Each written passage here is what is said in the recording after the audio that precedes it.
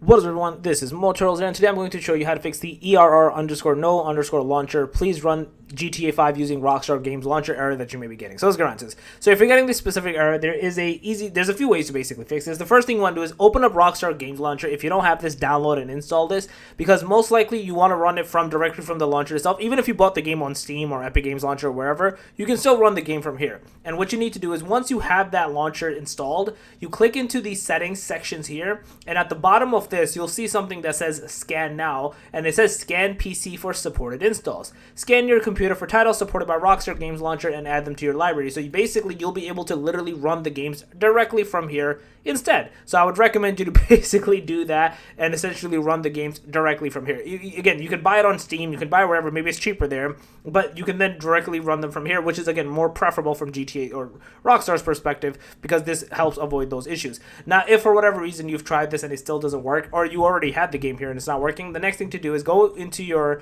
a folder, go to this PC, go to local disk C.